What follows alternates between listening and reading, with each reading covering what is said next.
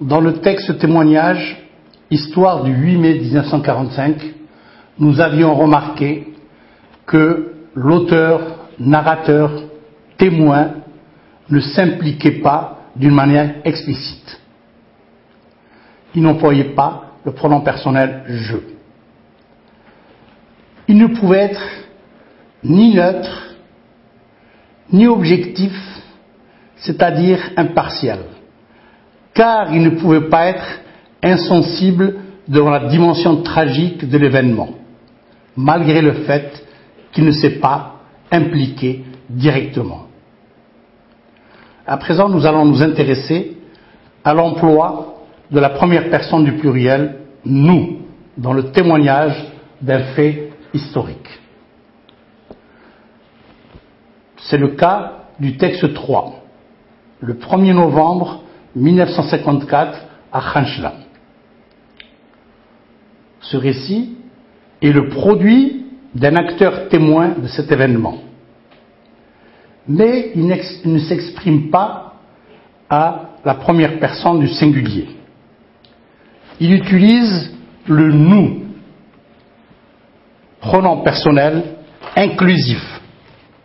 Nous, pronom personnel inclusif.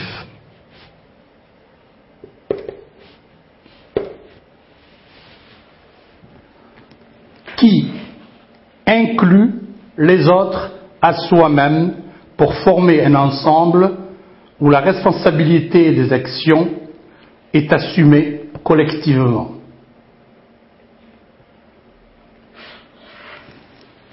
Parfois, l'emploi de l'indéfini « on » est utilisé et il a la même valeur que nous. Soit les phrases suivantes. C'est la première fois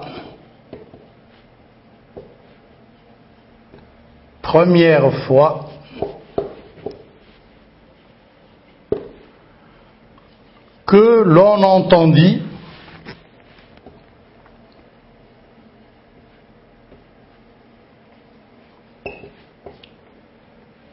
parler de la Révolution. Autre phrase. Ensuite,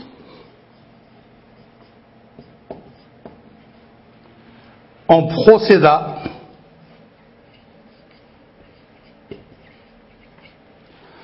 à la répartition des tâches.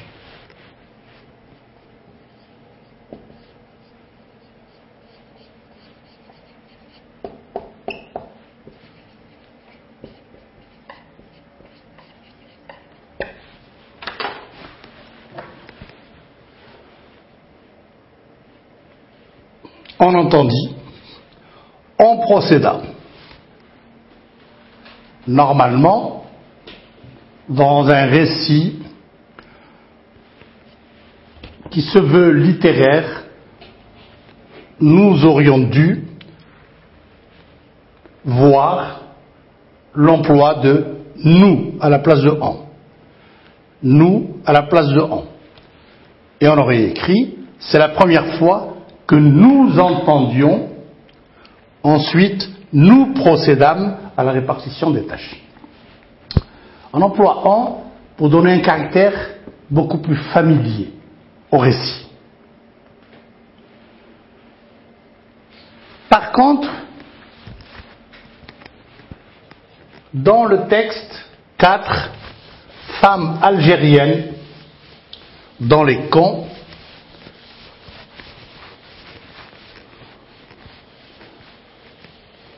il y a une abondance de nous. Du pronom personnel nous, le pronom personnel nous est en abondance dans le texte femmes algériennes dans les camps.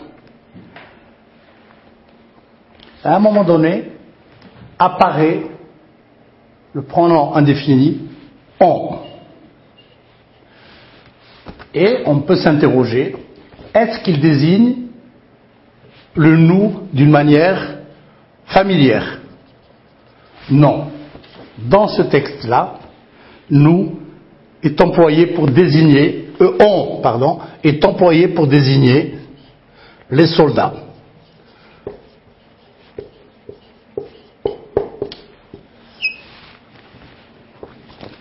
Et là, on a un caractère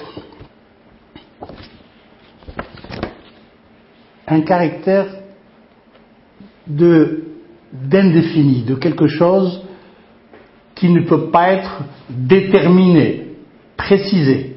Les soldats, c'est un ensemble qui n'a pas de nom, sinon le terme générique soldat ou soldatesque.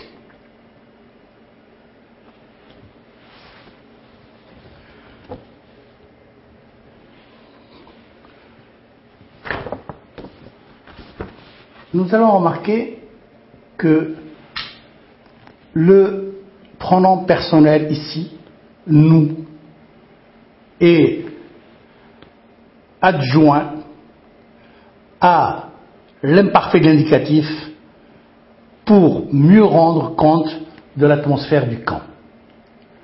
Les actions sont figées, les gestes sont répétés, sauf lorsque intervenait le personnage qui est le délateur, le dénonciateur, le mouchard, traître, donneur, on peut l'appeler comme on veut, et que les prisonnières appelaient Bouchkara, parce que pour garder son anonymat, on lui mettait un sac de jute sur la tête.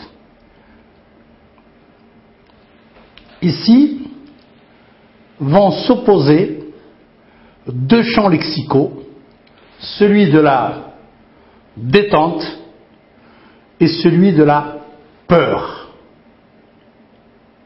de l'angoisse. Nous allons avoir comme premier champ les expressions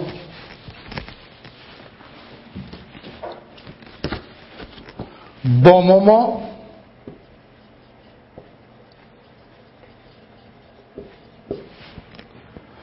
elle dansait, elle chantait,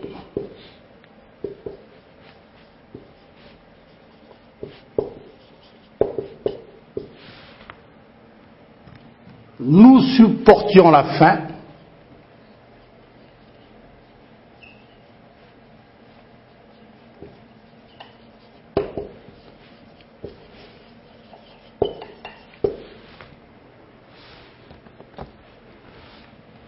et celui, donc le chant de l'angoisse, la peur s'emparait de nous,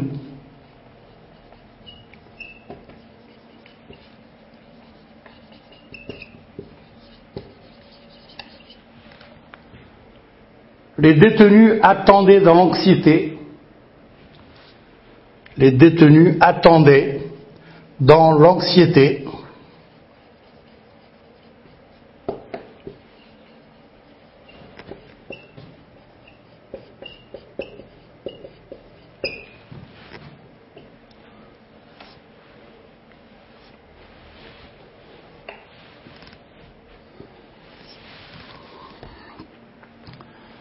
ici, nous supportions la faim, indique le courage moral qu'avaient ces femmes emprisonnées dans le camp.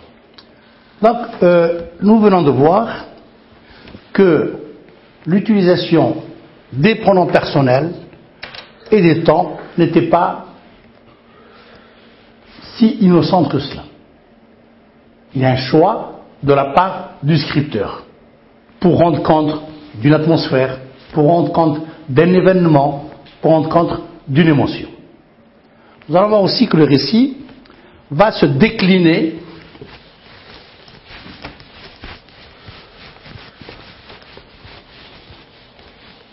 surtout le récit historique va se décliner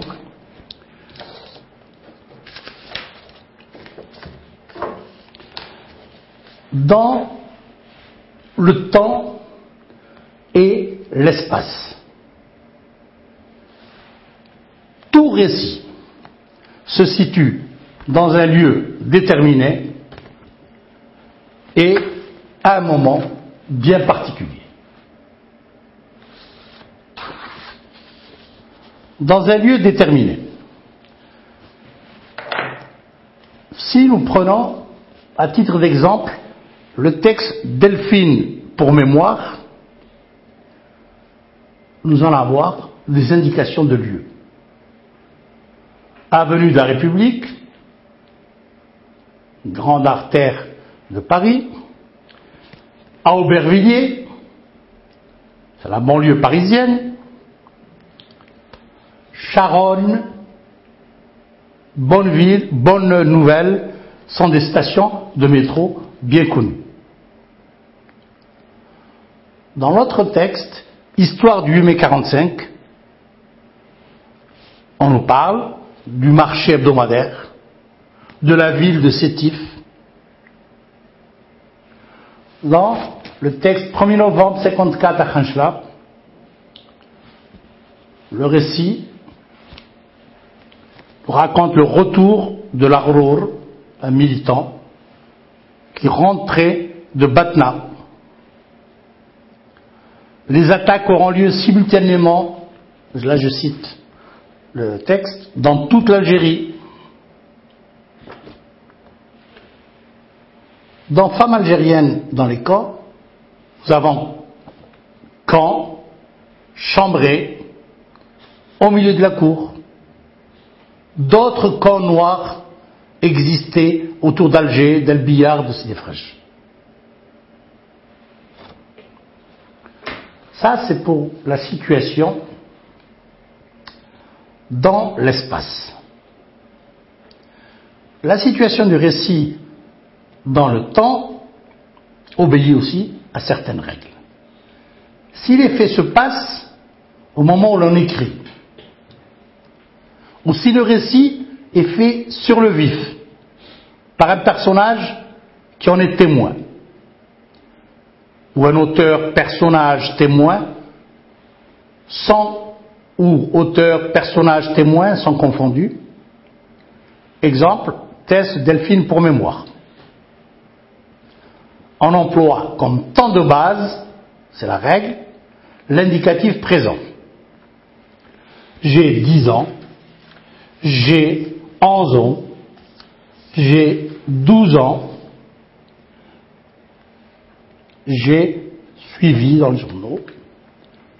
Là, c'est le passé composé, c'est le retour à quelque chose qui est antérieur au moment de l'écriture. Alors, les faits antérieurs sont mentionnés au passé composé, les faits envisagés dans l'avenir sont toujours au futur simple. Si les faits sont situés dans le passé, le temps de base est le passé simple. Pour ce qui est littéraire, le passé composé, si on veut avoir un temps familier. Alors, nous allons prendre pour exemple le texte Histoire du 8 mai 45. Je cite: de grandes manifestations furent organisées. L'Algérie revendicatrice défila.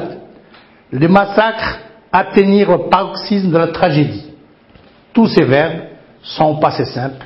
Il y a une volonté de la part de l'auteur, témoin, d'avoir un écrit châtié, un écrit de type littéraire. Pour s'arrêter sur une description ou un portrait, pour montrer un état ou une action qui ont duré ou se sont répétées, on emploie l'imparfait. Nous passions, alors si on prend le texte Femmes algériennes au camp, on peut citer les exemples suivants. Nous passions par des états extrêmes, nous supportions la faim, le froid, les poux, elle rentrait l'œil dilaté, la peur s'emparait de nous, il arrivait à l'homme du sac de dénoncer n'importe qui, il indiquait une personne, l'homme redescendait. La prochaine fois, nous reviendrons sur les problèmes de temps et leur utilisation dans les récits historiques.